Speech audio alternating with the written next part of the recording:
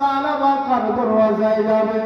দুনিয়ার কোন মানুষ যদি ভিক্ষা করতে গিয়া কোন ভিক্ষুক যদি কোন মানুষের দরওয়াজায় গিয়া দাঁড়ায়, একবারে যদি না দেয় আরেক দরওয়াজায় গিয়া দাঁড়ায়, এই দরওয়াজায় যদি না দেয় আরেক দরওয়াজায় গিয়া দাঁড়ায়, অবশ্যই এক দরওয়াজা থেকে বিতাড়িত হইয়া আরেক দরওয়াজায় গিয়া পায়।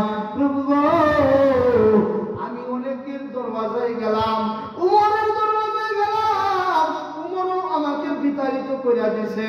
আবু বকরের দরওয়াজায় গেলাম, আবু বকরও আমাকে বিতাড়িত করিয়া দিছে, পাঠাইয়া দিছে। শেষ পর্যন্ত আল্লাহর নবী, আয় আল্লাহ, তোমার হাবিবের কাছে গেলাম, শেষ পর্যন্ত এই দরওয়াজা থেকেও আমি বিতাড়িত হয়ে গেলাম। এখন প্রভু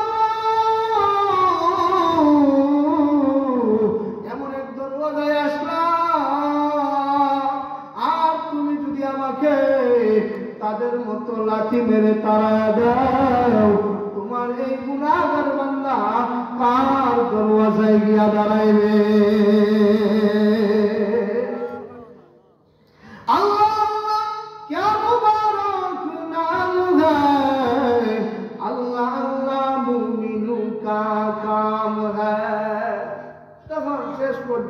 কান্না যখন করতে আসে, আল্লাহ তাআলা জিবরাইল আলাইহিস সালাতু ওয়াস সালামকে ডাক দিয়েছেন, হে জিবরাইল, তুমি যাও আমার হাবিবের কাছে গিয়ে জিজ্ঞেস করো যে এই মাখলুকের মালিক কি, আমার হাবিব না আমি আল্লাহ? এমনিকে জিজ্ঞেস করো। তখন জিবরাইল আসছে, আরো কথা বলে সময় সংক্ষেপে বলতেছে।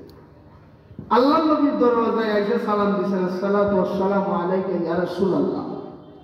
ও নবীজি, আপনি কি এই মাখলুকের মালিক না এই মাখলুকের মালিক আল্লাহ? আপনারা বলেন তো মাখলুকের মালিক কে? একটু জোরে বলেন, কে? আল্লাহ। মাখলুকের মালিক কে? আল্লাহ। রিজিকের মালিক ব্যবসা আল্লাহ, রিজিকের মালিক এখানা সম্পদ আল্লাহ। কথা বলতে পারে, রিজিকের মালিক কে? আল্লাহ। গুনাহ মাফ করনেওয়ালা কে? আল্লাহ। এখন গুনাহ মাফ করনেওয়ালা হয়ে গেছে বাবা। কথা বলেন ঠিক না বেঠিক? আছে না না? মাথার মধ্যে যদি একটু জট হয়ে যায় আর যদি সাধু কাপড় পরা যায় তাইলে বাবাই সব দিব। কথা বলেন ঠিক না বেঠিক? বাবাই দিব, বাবা কেমনে দিত? কথা বলতে গেলে হ্যাঁ, গুনাহ মাফ করাইব বাবা, সব করাইব বাবা। কথা বলেন ঠিক না বেঠিক?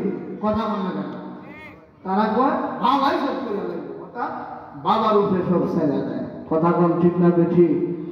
মহতারাম হাজির, তখন তিনি বললেন, আল্লাহ নবী বললেন, হ্যাঁ অবশ্যই মাখলুকের মালিক আল্লাহ, তাহলে আপনি কেন শাহ আলমকে বিদায় করে দিলেন?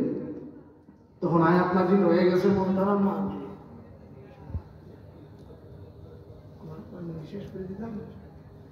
মহতারাম হাজির, তখন সাহাবা রাদিয়াল্লাহু তাআলা আনহু তিনি তো আছে এই জঙ্গলের ভিতরে, আর এদিক দিয়ে আল্লাহ